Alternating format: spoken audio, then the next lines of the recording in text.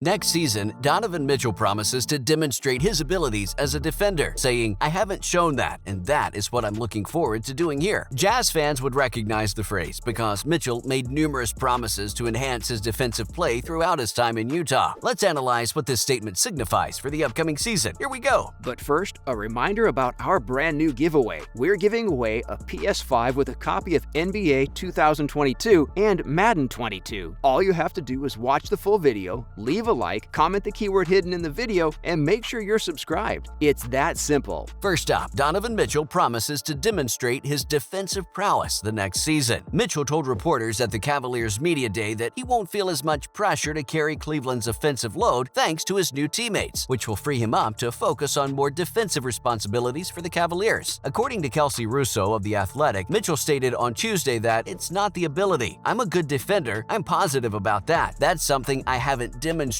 so I'm eager to hear." Next up, the upcoming season. Donovan Mitchell was just acquired by the Cleveland Cavaliers from the Utah Jazz in a trade and is ready to lead the team into the upcoming campaign. After struggling in Utah for a while, Mitchell is in a good position to compete right now. Although the Eastern Conference is by no means an easy one, the Cavaliers have a strong team, a great head coach who guided them to the play-in tournament the previous year, and the acquisition of Mitchell, who is projected to propel them to the next level. The league is familiar with Mitchell's offensive repertoire, but the shooting guard is now ready to demonstrate that he can make a difference on both sides of the ball. Spida has vowed to demonstrate his defensive skills in Cleveland and is prepared to do so. Now, Spida acknowledged that he must master his team's defensive language. Spida said that he needs to master his new team's defensive lingo because while playing for Quinn Snyder in Utah, he used different terminology. He's eager to prove to everyone that he can play well on both ends of the court in the NBA, while also aiding the Cavaliers in securing one of the top 6 slots in the Eastern Conference for the upcoming campaign. After spending many years in Utah, Mitchell is prepared to disprove the skeptics. He was unable to participate in the Western Conference Finals with the Jazz, but he's now prepared to create positive change with the young Cavaliers squad. Next, Mitchell gives improvement in defense credit for help on offense. Last season, the Jazz had the best offense in the NBA, but their defense was ranked 10. Mitchell, who's currently in Cleveland, claimed that the offensive skill around him gives him a road to better defense. In the Jazz's first-round playoff series against the Dallas Mavericks last year, Mitchell's subpar defense was on full display. In the absence of Luka Doncic, Mavericks guard Jalen Brunson destroyed the Jazz defense throughout the series, scoring 41 points in a crucial Game 2 performance. With Mitchell in the starting lineup, the Cavaliers, who had the 5th-ranked defense last season, will try to improve their 20th-ranked offense without losing their defensive identity. When the Cavaliers play their first preseason game on October 5th against the Philadelphia 76ers, Mitchell will get the chance to showcase his improved defense. Not to forget, Mitchell's had a bit of a rough run. Mitchell hasn't always been a proficient interior finisher, but among the 97 guards with at least 200 field goal attempts in the paint, his 55.9% in the paint last season marked a significant increase from the 50.3% through his first 4 seasons, placing him 25th overall. He can be swift and strong inside, and when the going gets tough, he can be explosive. Mitchell had a poor catch-and-shoot percentage of just 82 for 237, or 34.6% last season, which placed him 87th out of the 113 players with at least 200 attempts. But through his first 4 seasons, he had a catch-and-shoot three-point percentage of 41.5%. Garland experienced a similar decline in his three-point shooting, going from shooting 41.1% in his first 2 seasons in the league to 67 for 189, or 35.4% last season. Now, defense, Mitchell's persistent problem. The Jazz fell in the first round, allowing Dallas, which had the 14th-ranked offense in the league during the regular season, to score 128.3 points per 100 possessions in Games 2 and 3, sans Luka Doncic, which has been a problem for Mitchell's defense. Both in transition and in the half-court, Mitchell struggled to keep the ball within his defensive zone. Closing out and in isolation, Mitchell offers little resistance even when he manages to stay in front of the ball. The Jazz made an effort to keep Mitchell away from the ball, but he could be seen doing so and may end up getting beaten backdoor or on the boards. Without a doubt, Mitchell has the potential to improve as a defender. He's occasionally demonstrated a willingness to put in serious effort on that end of the court, both in rotation and with the ball. The Cavaliers frequently have 2 bigs on the floor, as opposed to the Jazz's single bigs, who can correct guard mistakes. Even though Rudy Gobert is a superb defender, Evan Mobley is more agile. Still, Mitchell can't be too much of a liability liability on that end of the floor if Cleveland wants to realize its full potential over the coming years. Finally, Donovan Mitchell addresses the most pressing needs of the Cavaliers. Donovan Mitchell is the perfect addition for the Cleveland Cavaliers at this time. With Darius Garland on the floor last season, the Cavaliers scored 10.6 more points per 100 possessions, 113.6, than they did without him, 103. Among the 261 players who played at least 1,000 minutes on a single side and had an on-off RTG differential of at least 0.1, that was the fifth largest. Garland required assistance with the offense even when he was on the court. Mitchell, one of the league's most prolific pick-and-roll scorers, will provide that assistance. The Atlanta Hawks are the other team that has 2 of the 14 guards who averaged at least 20 points and 5 assists per game last season. The Cleveland Cavaliers can always count on having one of the 2 guards on the court. Although the Cavaliers have a couple of big men who may help with that end of the court, their defensive guards are undoubtedly not the greatest in the NBA. On to other news. First up, Markkanen excels, but the Jazz lose to the Raptors in their preseason debut. In their first game of the preseason, the Utah Jazz was competitive with the Toronto Raptors for their first 24 minutes. However, the Jazz faltered in the second half and was defeated by a score of 114-82. It was expected that the first game of the Jazz's revamped era would feature some unexpected starters, including rookie head coach Will Hardy starting Malik Beasley instead of Colin Sexton. The Jazz's starting front court consisted of Lauri Markkanen, Jared Vanderbilt, and Kelly Olynyk, with Beasley and Mike Conley serving as the starting backcourt. Markkanen scored the most points overall at 20, followed by Kessler, 11, and Sexton, 11. In their first preseason game, the Jazz was defeated by the Raptors 114-82. Up next, tale of two halves, Will Hardy. The Utah Jazz's preseason loss to the Toronto Raptors was described as a story of two halves by Will Hardy. The Jazz had a slim lead over Toronto over the first 2 quarters, but was completely destroyed in the second half, losing 114-82. Added Hardy guessed that the score was 50-49 at the break. Although we didn't really make many shots, we executed well and did a good job on half-court defense. The Jazz's first game of the preseason wasn't entirely negative. Walker Kessler, a rookie, played twice and had an impression, scoring 7 points in the second quarter. The rookie appeared to be a promising addition to the roster when he was traded for Rudy Gobert. He had some incredibly bright moments in his debut NBA game, and I believe he had some welcome to the NBA moments. About Kessler, Hardy remarked, "The Raptors' Precious Achiuwa drove to the basket and dunked over Kessler to put the Auburn products evening on the wrong foot." Finally, Markkanen's proficiency is sky high. Lauri Markkanen is the most skilled 7-footer in Jazz history, despite playing only one preseason game for a mere 23 minutes. With a fadeaway mid-range shot to start the game, he put the Jazz ahead. He later put on an amazing exhibition of 3-point shooting, transition finishes, cuts to the basket, and consistency at the free throw line. In their first preseason game, the Utah Jazz lost to the Toronto Raptors 114-82, demonstrating that they still have a long way to go. Lauri Markkanen led all scorers with 20 points, but the Jazz disintegrated in a challenging second half on both sides of the court. The forward from Finland scored 20 points on 7 for 12 shooting, including 2 for 6 from beyond the arc and 4 for 4 at the charity stripe. In his debut, he also added 5 rebounds. Against larger Toronto defenders, Markkanen put the ball on the floor, backed down smaller defenders, and he hardly ever appeared to be accelerating in his first game with the Jazz. Markkanen didn't do much to hinder the Raptors' defense on defense, and fellow starter Kelly Olynyk didn't offer much assistance either. But his quick chemistry and offensive prowess with guard Mike Conley were evident right away, and they should be a valuable asset for the Jazz this year. That's all for this video. Let us know in the comment section below what your expectations are for the upcoming season. If you like this video, give us a big thumbs up and share the video with your friends. I'll see you in the next video.